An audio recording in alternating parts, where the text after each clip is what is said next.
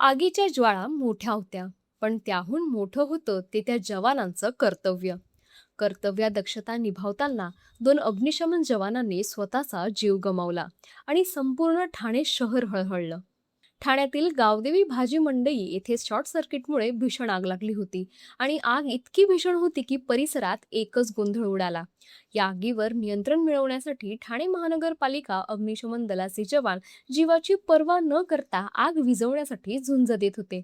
मात्र कर्तव्य बजावत असतानाच या दुर्घटनेत अग्निशमन विभागाचे अधिकारी सागर शिंदे आणि सुरक्षा रक्षक काळू गाडेकर यांचा दुर्दैवी मृत्यू झाला.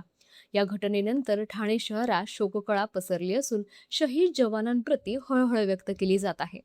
या दुर्घटनेची गंभीर दखल घेत उपमुख्यमंत्री एकनाथ शिंदे यांच्या आदेशानुसार ठाणे महानगरपालिकेकडून मृत जवानांच्या कुटुंबियांना प्रत्येकी 10 लाख रुपयांची आर्थिक मदत जाहीर करण्यात आली आहे. तसेच या घटनेमध्ये जखमी झालेल्या जवानांना प्रत्येकी 1 लाख रुपयांची मदत देण्याचे आदेश देण्यात आले आहे. आणि याच पार्श्वभूमीवर महापौर शर्मिला पिंपळकर यांनी शहीद जवान सागर शिंदे यांच्या घरी जाऊन त्यांच्या पत्नी माधुरी शिंदे आणि आई जयश्री शिंदे यांची भेट घेतली. यावेळी शिवसेना गटनेते पवन कदम हे उपस्थित होते. यावेळी ठाणे महापालिकेच्या वतीने 10 लाख रुपयांचा आर्थिक सहाय्याचा धनादेश त्यांच्या कुटुंबियांना सुपूर्द करण्यात आला. तसेच सुरक्षा रक्षक काळू गाडेकर यांच्या पत्नी पद्मा गाडेकर यांनाही महापालिकेत मदतीचा धनादेश हा देण्यात आला आहे. याच दुर्घटनेमध्ये अग्निशमन विभागाचे समीर सदानंद जाधव, सुचित रामचंद्र पष्टे आणि प्रशांत श्याम मुल्ल्या हे 3 जवान जखमी झाले होते. महापौरांनी त्यांच्या घरी जाऊन त्यांची प्रकृती जाणून घेतली आणि त्यांना धीर देत प्रत्येकी 1 लाख रुपयांच्या मदतीचा धनादेश हा सुपूर्द केला आहे. यावेळी शिवसेना गटनेते पवन कदम यांनीही जखमी जवानांना धीर देत त्यांच्या पाठीशी ठामपणे उभं राहण्याचा विश्वास त्यांनी दिला आहे. यावेळी सभागृह नेते हनुमंत जगदाळे, शिवसेना गटनेते पवन कदम, शिवसेनेचे सचिव व नगरसेवक राम रेखाळे, नगरसेवक संजय वाघोले, नगरसेवक संजय होयर यांच्यासह उपायुक्त जी गोदेपुरे हे उपस्थित होते.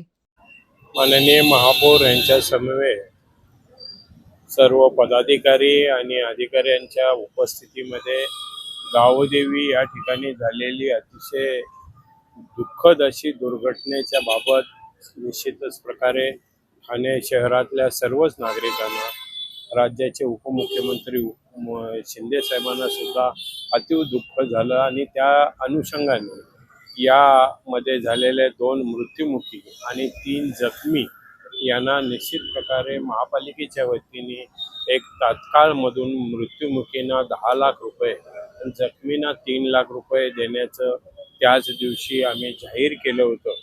त्या अनुषंगाने आज प्रत्येकाच्या घरी जाऊन त्या ठिकाणी महापौरांच्या समवेत सर्वांना तो धनादेश अदा केला.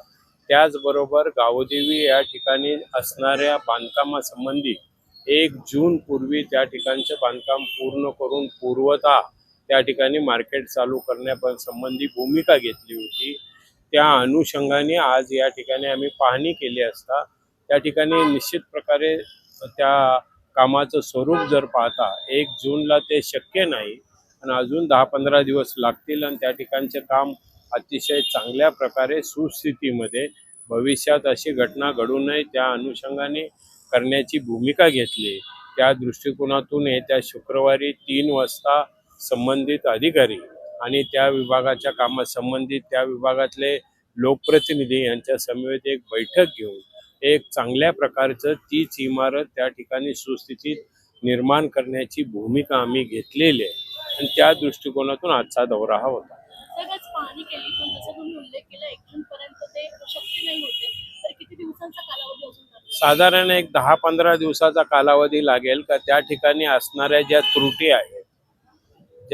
आहेत त्या त्रुटी दूर करून भविष्यात अशा प्रकारची घटना घडू नये या अनुषंगाने प्रयत्न आम्हाला करावा लागणार आहे. त्यामध्ये फायरचा विषय असेल, स्ट्रक्चर ऑडिटचा विषय असेल, या सर्व बाबीचा त्यामध्ये अंतर्भाव असल्यामुळं या सर्व बाबीचा अंतर्भाव ठेवून एक चांगल्या प्रकारचे त्या ठिकाणी आम्ही इमारत तयार करून देणार आहोत.